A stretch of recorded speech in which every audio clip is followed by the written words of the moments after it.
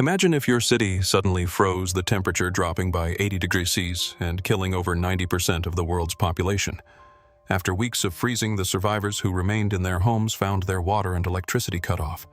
With nothing to eat and no way to stay warm, everyone began to starve. Our protagonist, however, was the only one who had prepared for the end of the world and lived a comfortable life. For those who could meet his price, he could provide a little food. His price was steep, but things didn't always start out this well for him. The truth is, in the year 2050, a stellar explosion caused Earth to enter an ice age. Zhang Yi worked at a Walmart warehouse and had managed to stockpile a lot of supplies. During the apocalypse, the girl he liked, along with a group of neighbors, broke into his house and stole all his food. She even admitted to tricking him into opening the door. On his deathbed, Zhang Yi swore that if he could find her in hell, he would get his revenge. For some reason, he was reborn 3 months before the cataclysm happened. Surprised, he swore not to be a sucker for the girl anymore, to take revenge on those who deserved it, and to enjoy watching his neighbors suffer. With 3 months left until the extreme cold arrived, his priority was to stockpile everything he needed and build a safe house. As he pondered how to start his plan, a bright light flashed before his eyes. Instead of blindness, he discovered he could send things to a different dimension like a game inventory. His idea was to accumulate an entire supermarket's worth of food so he would never have to worry about food and drink for years. Thinking about all the good food he wouldn't be able to eat in 3 months, Zhang Yi went to a luxury restaurant to stuff himself. He spent 50,000 Korean won and put it all on his credit card because in 3 months, all his problems would be over. The girl Fang Yuqing, whom he had been in love with for years and who had betrayed him in his past life, saw him at the luxury restaurant with her friend. Her friend remarked that Fang Yuqing was lucky because this loser did everything for her and must be rich now. Fang Yuqing, in my last life, you pretended to be innocent and virginal, and in the end, you stole everything I had. Right now, I want to kill that bitch right here, but that would land me in jail. I have to wait until the end of the world, Zhang Yi thought. He flashed his bank card and asked them, "Do you want to go shopping at the supermarket?" He used them both to carry everything, showing off his newfound wealth, and they happily accepted, hoping to make some profit. When they asked why he needed so much food, the protagonist said, "You never know when an apocalypse might happen. It's good to be prepared." The two opportunists complained that he wasn't carrying anything and that they were doing him a big favor. Now Zhang Yi owed them a luxurious dinner. Laughing coldly to himself, Zhang Yi looked forward to the time when it would be his turn to treat them very well. At the market exit, his Aunt Lin appeared with her grandson. "You can't eat all of that alone. Give some to your aunt," she said. After this, her 5-year-old grandson tried to steal his shopping cart. Zhang Yi took it back. "Sorry, I'll be eating it all by myself." The child started throwing a tantrum, cursing at Zhang Yi. "I'll punch your teeth out if you keep this up," Zhang Yi warned. The kid immediately started crying. Aunt Lin demanded to know what he was doing, an adult fighting with a child. She said she would buy the chocolate for her grandson and transfer the money later. He showed her his QR code and said, "Not later, now." "Pay me now or go back to the market and buy it yourself," he said, leaving Aunt Lin fuming. Arriving home, Fang Yuqing winked at him, and the two girls told him not to forget about them. He slammed the door in their faces. After sending them away, Zhang Yi put all the purchased food into his storage space to see if it would spoil over time. He still had a lot to do: build an impenetrable fortress, install heating devices, and gather medical supplies. It would also be great if he could get some weapons. With 3 months left until the Ice Age, he had to sell everything he owned as quickly as possible and get more supplies. The next day, he checked the freshness of the food in his storage space and discovered that while living creatures couldn't be stored, the food remained as fresh as when he put it in. Knowing this, Zhang Yi picked up his phone and contacted the best local restaurant, ordering 500 full meals for delivery. He explained that he would be hosting a 3-day, 3-night feast. His next step was to find his property deed and go to the bank to mortgage his apartment. Considering that money would become worthless paper after the apocalypse, Zhang Yi decided to take out a huge loan with his apartment as collateral.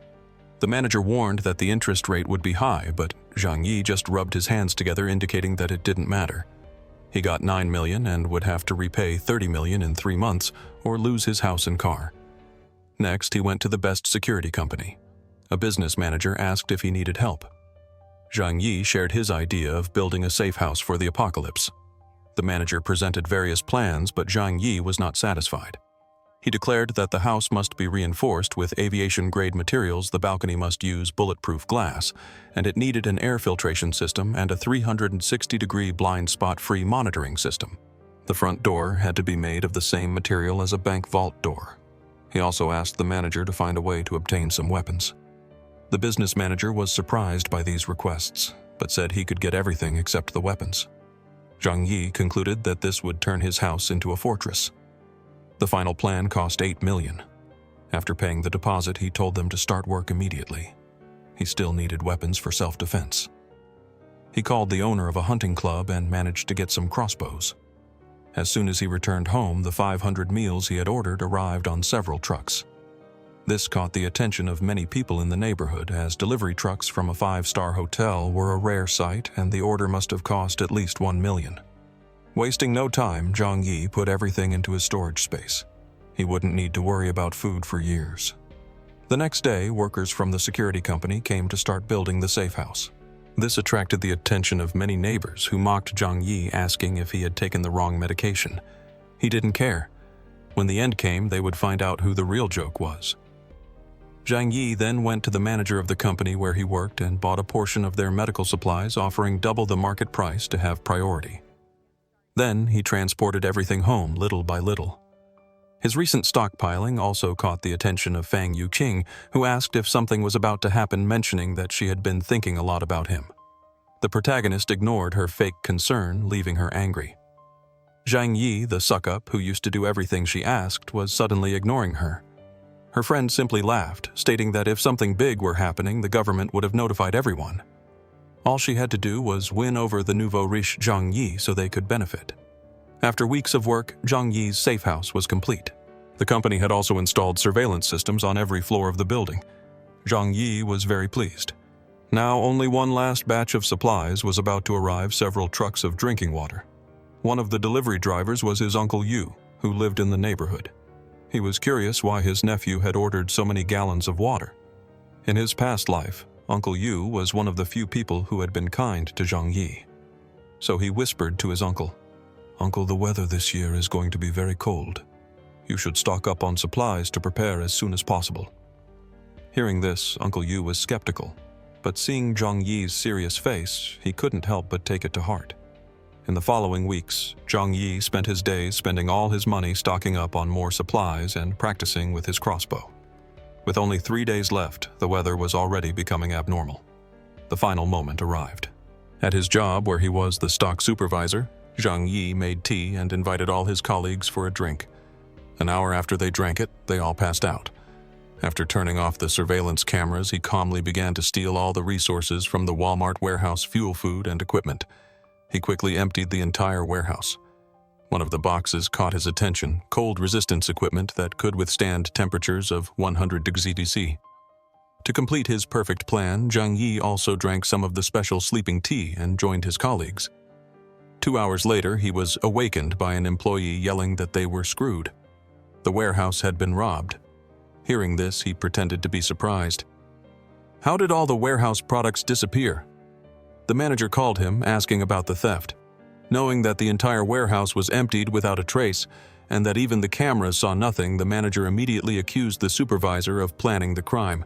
Zhang Yi, smiling nervously, said he wasn't competent enough for that.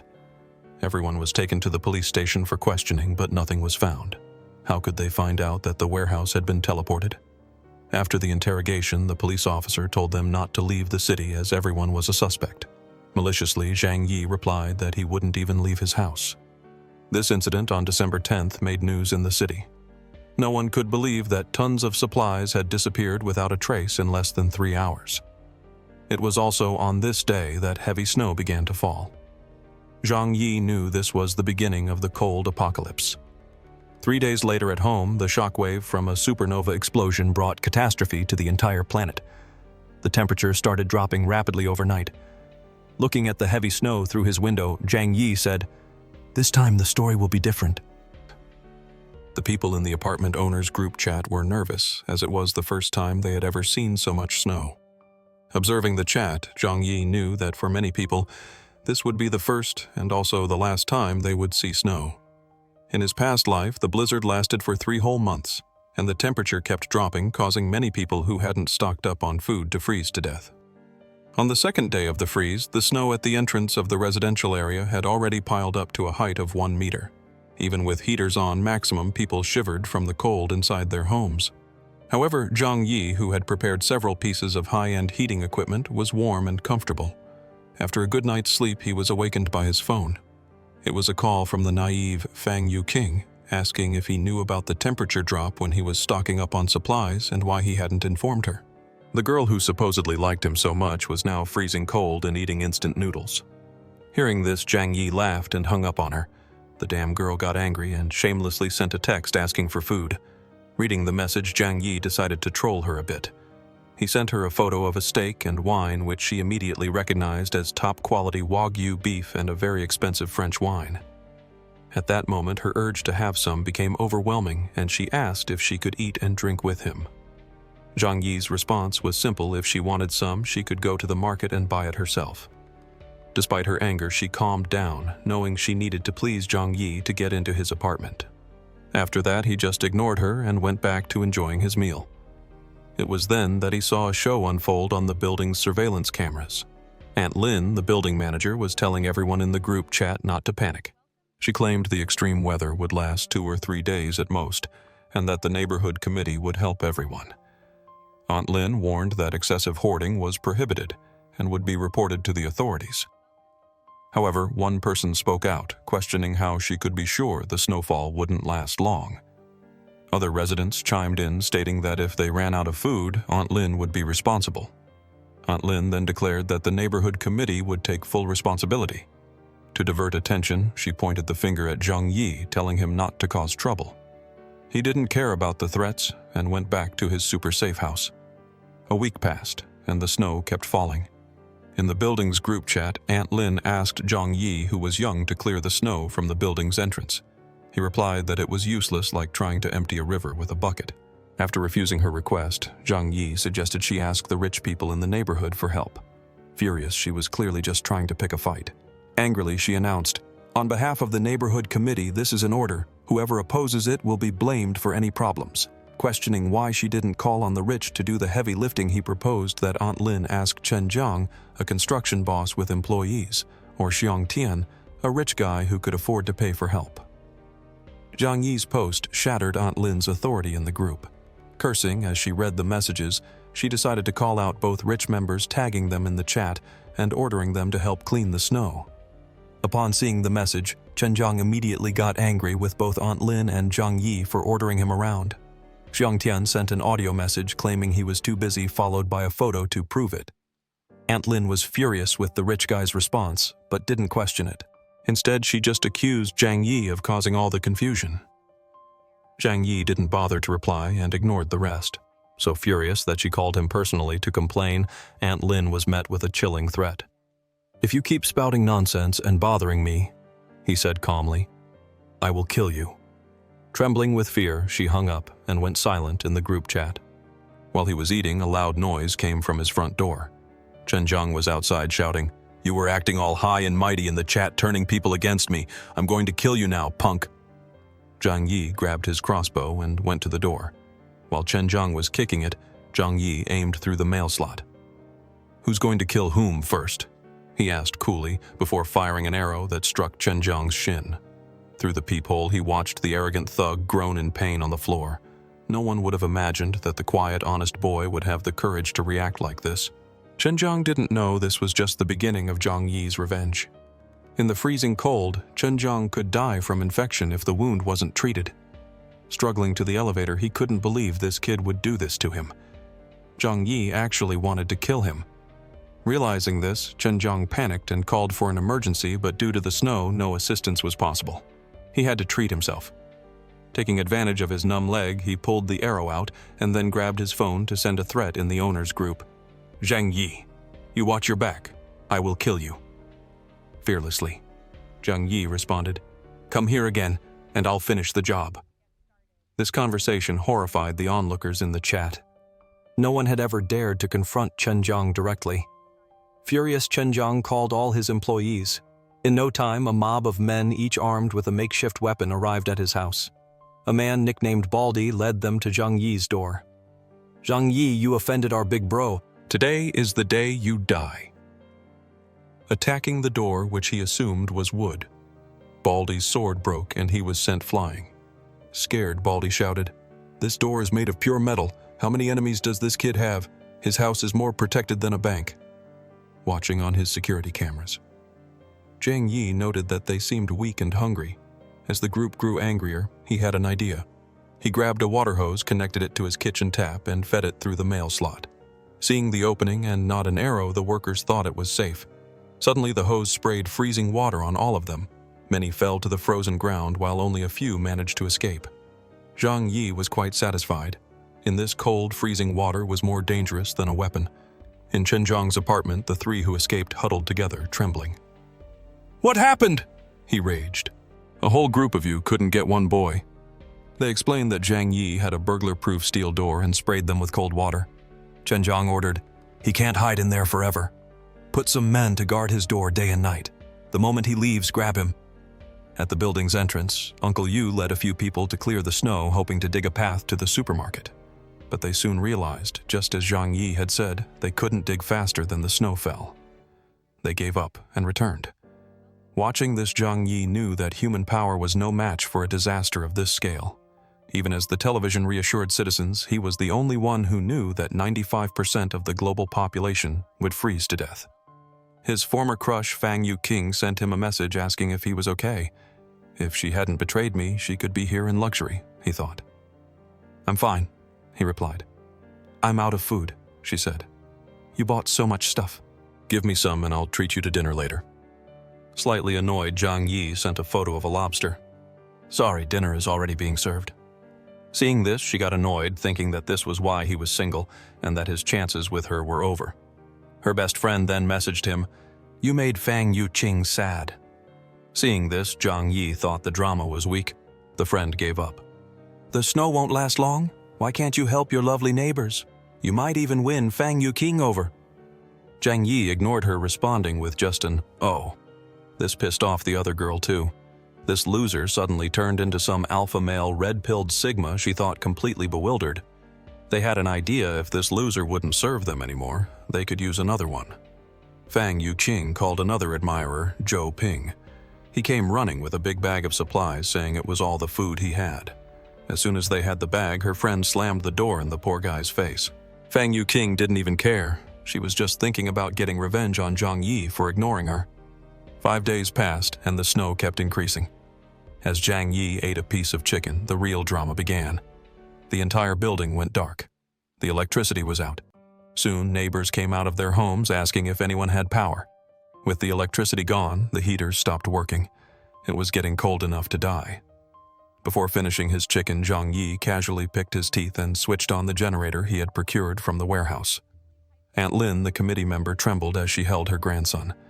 A message arrived on a private channel saying this was a global snowstorm that occurs once every 100,000 years and that humanity could be on the brink of a mass extinction event. Reading this, Aunt Lin was shocked.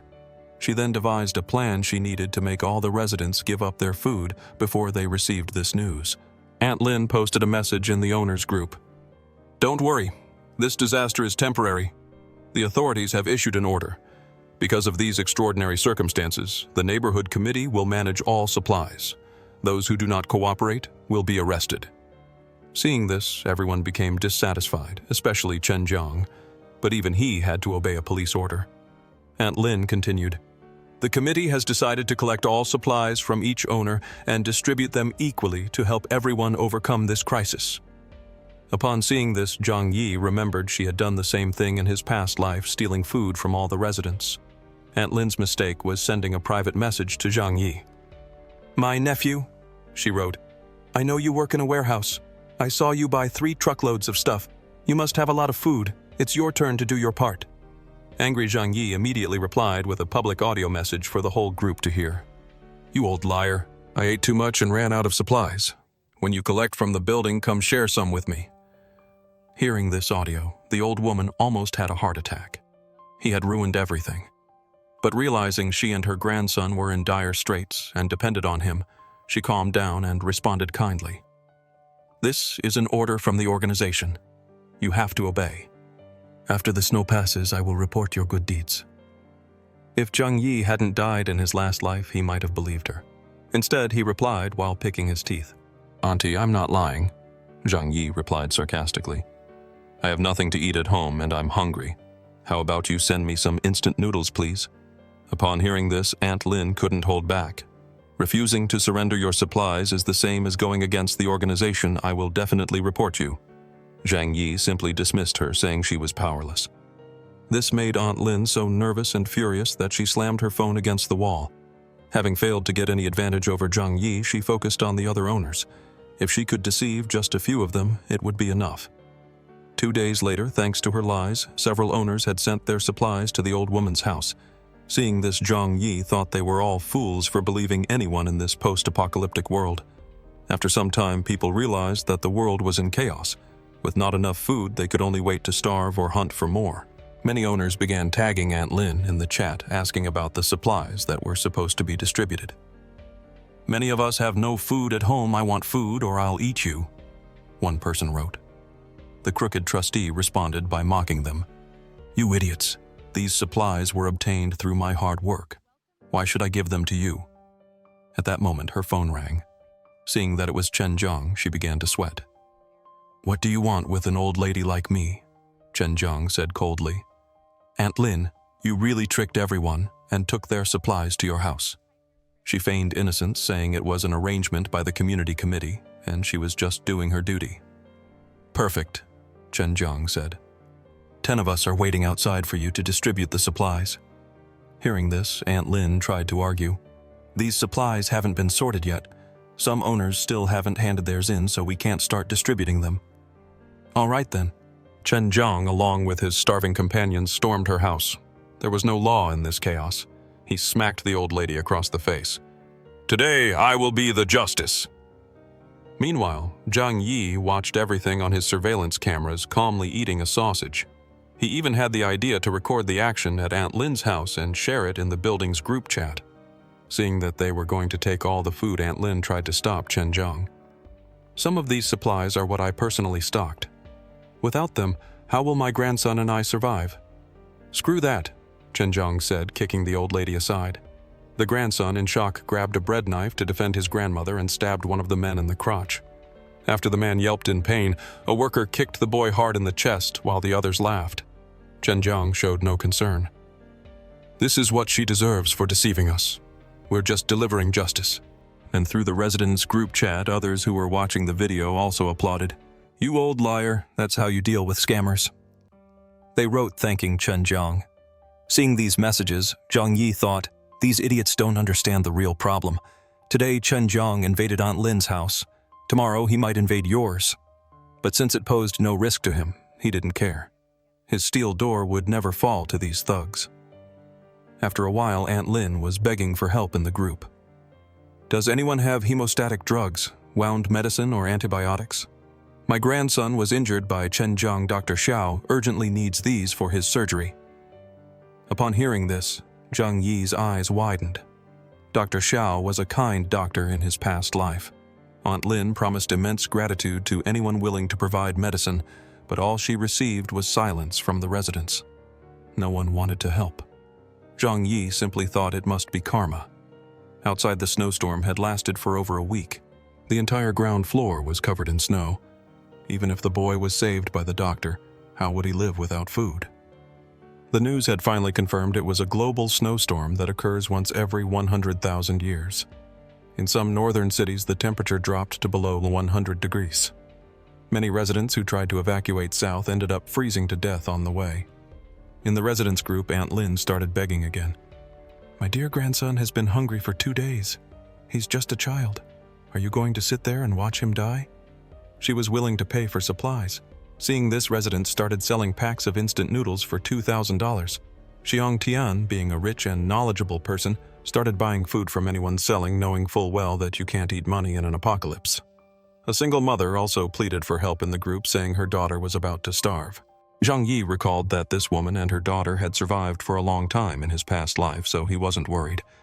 It had been 10 days since the freeze began. Zhang Yi was enjoying the comfort of his home when his phone rang.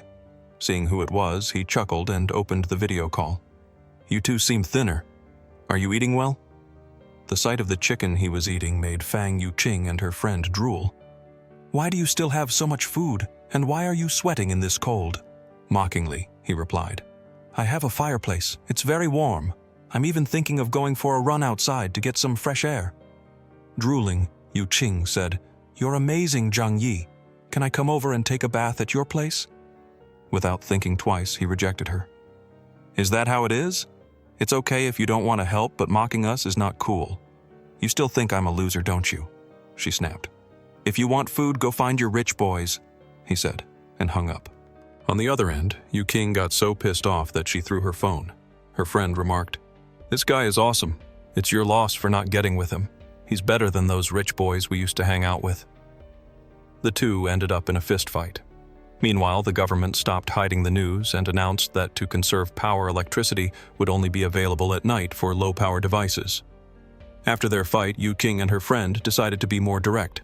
Yuqing called the other loser Zhou Ping and spun a tale about how Zhang Yi had tried to defile her purity just because he had food.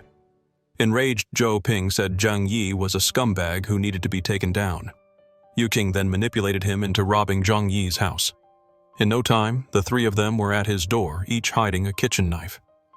Watching through the cameras, Zhang Yi saw the ultimate loser arrive.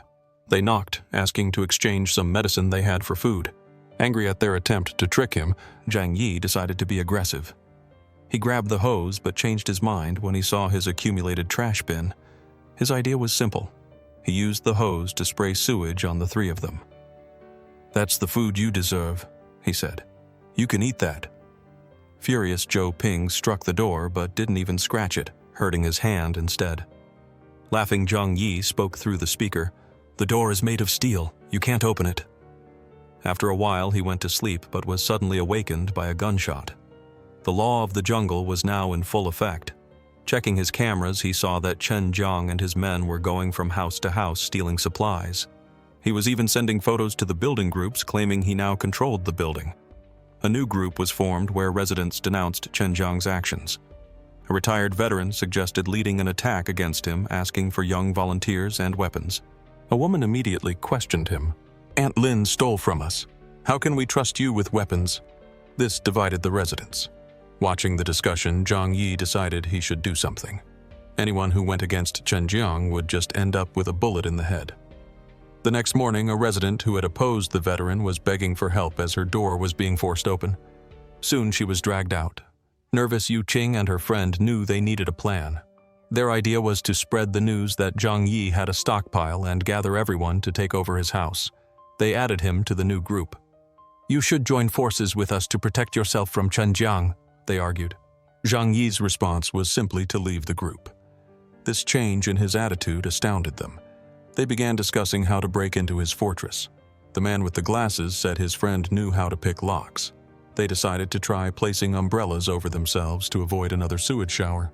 Watching through the cameras, Zhang Yi activated the high-voltage defense feature. Just as the lockpicker admitted the lock was too complex, he was electrocuted and died instantly. Seeing this, Zhang Yi felt no remorse. The man with the glasses pointed to the door, cursed Zhang Yi as a monster, and told him to come out. Hearing this, Zhang Yi just laughed, grabbed his crossbow, and aimed through the peephole. Zhang Yi aimed through the peephole. The arrow hit the man with the glasses squarely in the left arm. The other two rushed to help him and were also hit. Fang Yuqing and the others fled back home. The three men hit by arrows lay on the ground, groaning in pain. One of the girls slapped Yuqing across the face. "This is all your fault. You didn't mention he had crossbows." "I didn't know," Yuqing argued. "Last time he just sprayed us with water and garbage." Zhou Ping, the eternal loser, defended her. The man with the glasses reminded them that the most important thing was to treat their wounds. They called Dr. Yao, who came to check on the injured. Surprised, she explained, "With wounds this deep and without professional equipment, they have less than a 20% chance of survival. The arrowheads are rusty. Without antibiotics, it's certain death." The sister of one of the injured men started crying. "Zhang Yi is so cruel. He did this on purpose," she wailed, Doctor, You warned them, get medicine soon. If you remove the arrows now, it's over for them. At this point, the man with the glasses, seemingly having lost his mind, declared, Zhang Yi must get the medicine for us. Thinking for once in her life, Yu King remembered that Zhang Yi had suddenly changed and started stockpiling supplies. She told the others that he definitely had medicine because she had seen him stocking it. Besides, she added, we didn't harm him, we just wanted to rob his house. Since we failed and only we got hurt, it's his fault. From the corner, Dr. Yao listened, thinking, I don't know this guy, but they deserve to die anyway. The other girl blamed Yu King for everything and forced her to figure out how to convince Zhang Yi to give them medicine. This time, even Zhou Ping agreed. Without medicine, he would die too. Their plan was to call him. He answered easily. Crying, Yu Qing pleaded, the boys are dying. Can you please help? Why should I? Zhang Yi asked calmly. Everyone has to die sooner or later. The injured man's sister grabbed the phone. It's your duty to help. You injured them, and the arrows were rusty. I used rusty arrows so they would die, he replied. To add insult to injury, he said, I won't help, but Yu King can come live with me. At that moment, Yu King snatched the phone back. Yes, I'm yours from now on. Do whatever you want with me. Then take me too, her blood-sucking friend chimed in. Just come now, Zhang Yi said. Yu Qing started running for the door, but her friend tried to pull her back. Get away from me, you bitch, she yelled, pushing her away. The cousin of one of the injured boys slapped her across the face. You schemer. As always, Yu King looked to Zhou Ping for help. You have to make them let me go be happy with Zhang Yi. You're a good man, but you're poor and weak. Zhang Yi is the one who can make me happy now. The poor kid practically collapsed in emotional pain. She bolted for the door, but the others stopped her. This is all your fault. You don't have the right to thrive alone, they said. Dr. Yao reminded them again, without medicine, it's certain death, and then left. The man with the glasses said they should go ahead with their plan, spread the word that Zhang Yi has plenty of food. When Chen Zhang and the others take over his house, we can get medicine. Yu Qing was against doing this to her brother Zhang Yi, but the other girl threatened her, if you open your mouth, you'll lose your teeth. Even Zhou Ping told her this plan was their only choice. They posted the photos and videos Zhang Yi had sent in the building's group chat. Seeing the messages, Chen Zhang drooled. Perfect, I can get my revenge. In the residence group, people begged Zhang Yi to distribute his supplies. Some asked for just one meal. Aunt Lin asked for food, and another mother asked him to be her son's godfather. Seeing these requests, Zhang Yi sent an audio message. To those listening, I'm eating right now, and no, I won't feed animals. Ignoring them, he looked at the falling snow and thought, staying home every day is boring. It would be nice to take the snowmobile for a ride. Suddenly, he received a message from Dr. Yao. She was out of medicine and food and wanted to negotiate. In his previous life, she had starved to death after giving her last bit of food to a mother with a hungry baby. Zhang Yi remembered her as a good person, but knew that the smarter the person, the more dangerous they could be. He couldn't leave anything to chance. I can provide supplies, he replied, but you need to trade something for them. Dr. Yao offered a medical consultation in exchange for food. Zhang Yi countered, I can provide medicine and food, but you need to do me a favor. Be my spy and inform me of the residents' plans.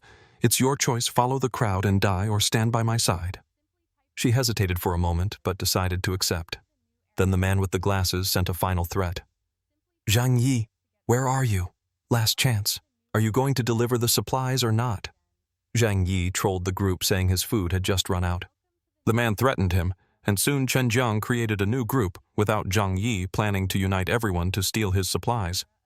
Dr. Yao and Uncle Yu were in the group and warned Zhang Yi, confirming Dr. Yao's cooperation. At 2:30 in the morning, a group of armed people marched to his door shouting, Kill the selfish one! They hammered the door with all their might. Watching on his cameras, Zhang Yi turned on the high-voltage device. Those who were too close were electrocuted. The others were scared and wanted to flee, but Chen Zhang and his gang blocked their retreat. Keep breaking the door or you'll die, he ordered. To motivate them, the man with the glasses shouted, We have to kill Zhang Yi to avenge our neighbors. Inside, there's a fireplace and plenty of food. Encouraged, the residents grabbed a wooden log and continued ramming the door.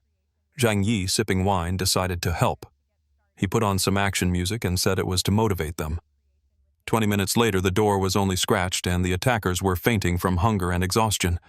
One of them inspected the door and realized it was made of the same material as a bank vault. Not even a tank could knock this down. On the other side, Zhang Yi aimed his crossbow through a small opening, shooting a man in the throat. The others ran shouting that he had weapons. Somehow he managed to hit people who weren't even directly in front of his door. He felt no guilt. It was self-defense. The man with the glasses who had survived came up with a new plan. The door is steel, but the walls are just concrete. The neighbors started hammering the wall next to the door. Cracks appeared, followed by a metallic clang. The walls were also lined with steel. They tried other spots above and below, but there was metal everywhere. He had an impenetrable fortress. Desperate, two residents looked at each other hungrily. One of them remembered that the balcony was made of glass. Excited, they used wooden planks to create a bridge from a neighboring apartment. Zhang Yi sat calmly as they gathered on his balcony. Unfortunately for them, the glass was bulletproof. To help them warm up. Zhang Yi tossed a Molotov cocktail through a hole which fell from the ceiling onto their heads. In agony, one man jumped from the balcony. The fire spread and the others were also engulfed in flames. After a while, the survivors returned to his balcony begging for food. He showed them a plate of warm pasta, placing it on a table just on the other side of the glass to watch them drool. Then Zhang Yi made an announcement. "Whoever brings me Chen Zhang's head will receive food for a week." Everyone looked eagerly at Chen Zhang in the neighboring apartment. He locked his door, but his gun kept them at bay. Zhang Yi posted the bounty in the owner's group. The next morning, a few skinny residents ambushed Chen Zhang. They failed, but one managed to wound him in the back. Chen Zhang called Dr. Yao to treat his wound. She did, but refused his offer of food, a soup made from the failed attackers. "I'd rather starve," she said. "You'll be the last person to become food in this building," he offered. Ignoring him, she tried to leave, but Chen Zhang stopped her. Dr. Yao said that only after Chen Zhang was healed could she leave. She sat in the corner of the room while the men resumed discussing their plans to get Zhang Yi. After hearing their plans, she said she was going to the bathroom, but was actually messaging Zhang Yi to tell him what she had heard. Later, Chen Zhang's men went to a neighboring apartment to get food and steal. The couple inside let them in, not imagining that they were the food. With a blow to the head, they were killed. Chen Zhang told Dr. Yao that he couldn't have predators around his house as they might try to hunt him. Dr. Yao was starting to see how things really were. In the apartment where Fang Yuqing's friends were, they had to remove the arrows without any medicine. Everyone developed serious infections. Zhou Ping asked Yuqing to try convincing Zhang Yi one more time, but she said it was useless. Days went by. Zhang Yi just ate and watched Chen Zhang, who was now afraid of being ambushed again. Zhang Yi called Dr. Yao to ask about her situation. She said Chen Zhang had gone crazy. With their food gone, they were invading houses every day, killing people for food and keeping the dead for later. She hadn't eaten in days and asked if he could save her. He thought for a moment. A competent doctor was a treasure in this post-apocalyptic world. Zhang Yi told her she could come to his house after doing one last thing. A while later, Zhou Ping pounded on his door desperate. He said his love Yuqing was starving. Zhang Yi noted that tetanus had already set in for Zhou Ping. Medicine wouldn't work anymore. As Zhou Ping walked back, he remembered he had never even held Yuqing's hand.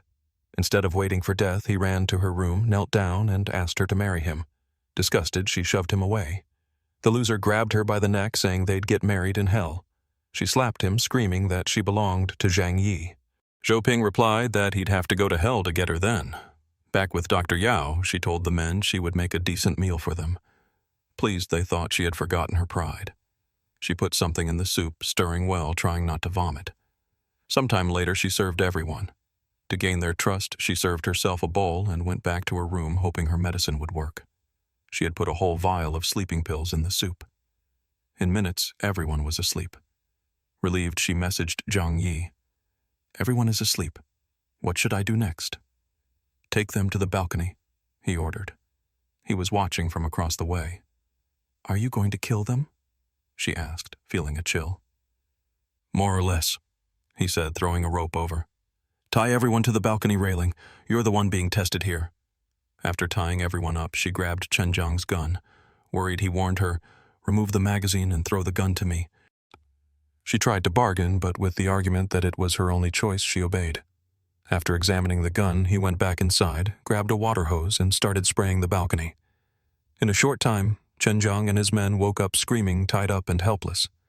After a few sprays, Chen Zhang turned into a popsicle. Dr. Yao, too weak to stand, messaged him, "It's all done." A few minutes later, the beautiful doctor was at his door. Even though everything had gone well, he wanted to be sure. "Open the door and enter," he said, pointing his gun at her. She finally entered and collapsed on the floor, the warmth of the apartment a welcome relief.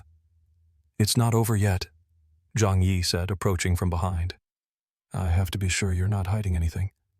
Blushing, she knew what she had to do. Dr. Yao took off everything, remaining only in her underwear.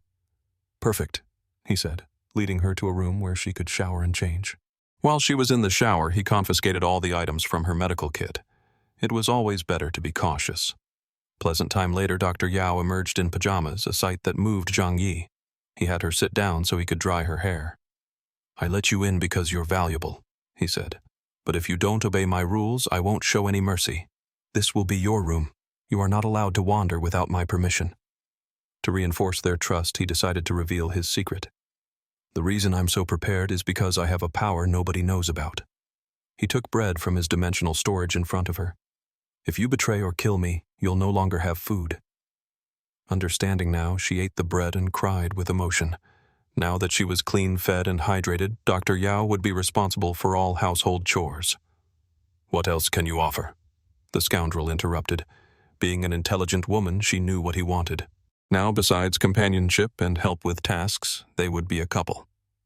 The next day, looking at Dr. Yao still sleeping, Zhang Yi thought how pleasant it was to have a woman around.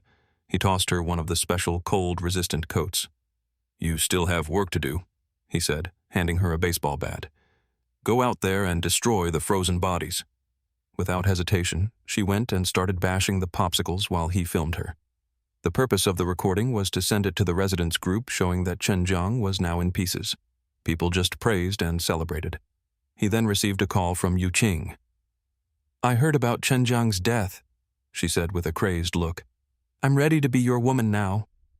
Her friends ready to kill her could be heard screaming in the background. Zhang Yi messed with her mind even more, sending a picture of Dr. Yao and saying, "She's my fiancée." Yu Qing went insane, screaming that she loved him more than anyone. "You don't matter," he said, hanging up. Zhang Yi asked his new girlfriend if he had been too cruel. "You have your reasons," she replied. Shortly after his phone rang, it was his Uncle Yu. He had survived thanks to Zhang Yi's warning. He was now with Shu Li, the single mother. Her son was sick and they needed medicine. Of all people, Uncle Yu was the only one Zhang Yi would help. He told him to come get the medicine. When they arrived, he threw the medicine through the mail slot. His uncle thanked him, but the woman wanted more.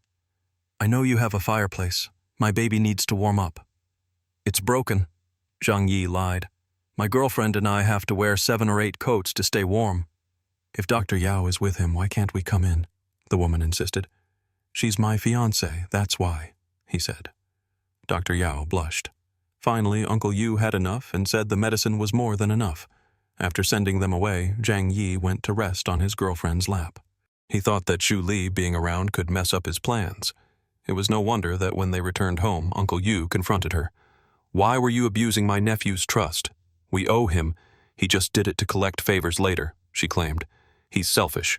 "That's enough," Uncle Yu shouted. "I may be old, but I'm not stupid. If you badmouth him again, you'll be on your own."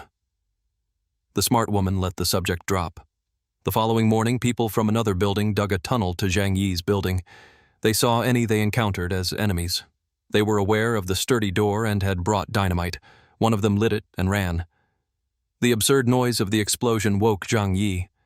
Through his cameras, he saw they were construction workers who lived nearby, and they had come to investigate the blast. The construction workers were certain the explosion would destroy the door, but nothing happened. Angry at this attempt, Zhang Yi retaliated maliciously.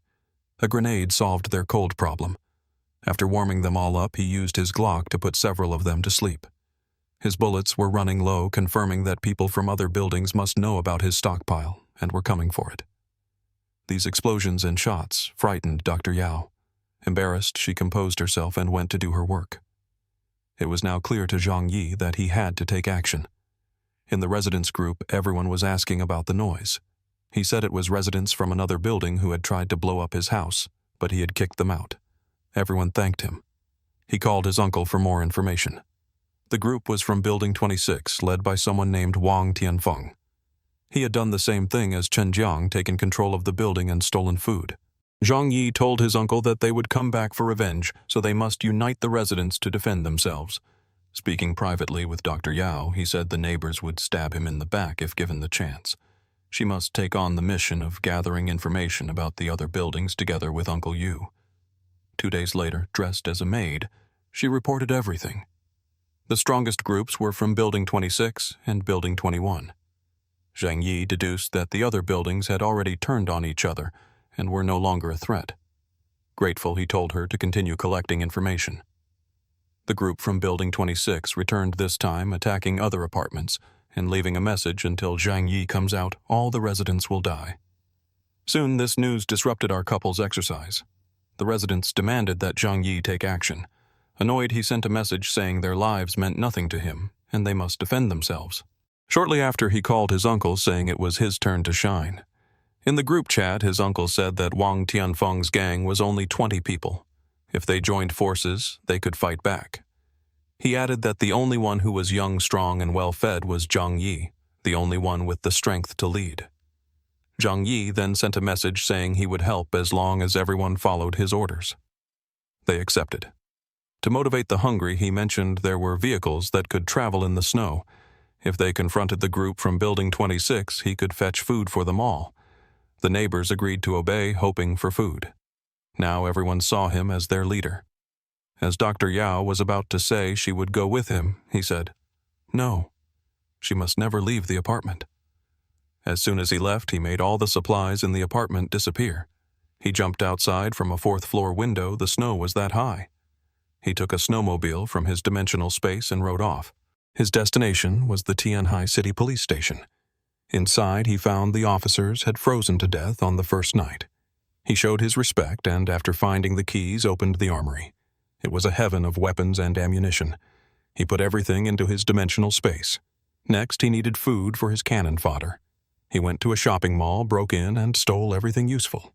The fruits and meats were frozen solid, but it would serve those who had nothing. Upon his return, the leader of Building 26 watched green with envy. Zhang Yi made it clear to everyone that it was extremely difficult to find food. Uncle Yu hailed him as a hero. With spoiled food and a gun, he ordered that everyone who chose to take food must be ready to obey. As expected, the residents of Building 26 came demanding they hand over the food or their lives. His first order was, "Go eliminate them. Everyone who makes a kill will receive food for 5 days." Hearing this, everyone went crazy and attacked. Overwhelmed, the gang from Building 26 couldn't understand how these weak people had suddenly gone so wild. Dr. Yao knew she could save the wounded on their side, but also knew Zhang Yi wouldn't allow her to use their limited supplies. He gathered everyone and congratulated them. Those who were MVPs and had the most kills received bonuses. When it was the turn of someone he saw slacking off, he scorned him and kicked a single candy his way. The man Xu Hao complained it wasn't fair. Zhang Yi questioned if he had the courage to complain. Angrily, Xu Hao insisted Zhang Yi was treating him unfairly. Zhang Yi gave the order, and 2 neighbors held the discontented man. He stepped on the candy, grabbed the man's hair, and made it clear, "Work equals food. No work equals no food." Amid the crowd, he heard a familiar voice. Fang Yuqing and her friend were there, saying they hadn't gotten their food yet. He said there wasn't enough for them. Crying Yuqing asked why he didn't like her anymore. With a slap, he told her to get away, saying he was now engaged to the wonderful Dr. Yao. One of the women called her a gold-digging bitch. The man who had just been humiliated, Xu Hao, said she had used him many times before. After being so thoroughly humiliated, she fled. 2 men grabbed her friend and dragged her away. For telling on Yuqing, Xu Hao received a better reward and swore he would do better for his master. After the show, Zhang Yi organized the building's fortification. The 47 survivors were divided into 6 groups of 7 to guard the stairs 24/7 with Uncle Yu, a former veteran, in charge. Back in his apartment, he took his new sniper rifle out of his storage. The biggest danger wasn't the weather, but people. He noticed people heading to the garage. They were definitely after the snowmobile. Uncle Yu called to say the defense team was organized and asked him not to take what Shu Li had said seriously. Zhang Yi said he didn't care but asked if his uncle really wanted to raise another man's child. Realizing his uncle's discomfort, he dropped it. In the tunnel, some people from Building 26 came back planning to steal. "Enemy attack!" a guard shouted, and a brawl started. The attackers fled. Enjoying the good life, Zhang Yi saw them fleeing and said he was in the mood to shoot. Taking out his sniper rifle, he calmly took aim. One of the fugitives got a shot right in the head. The others ran even more frantically.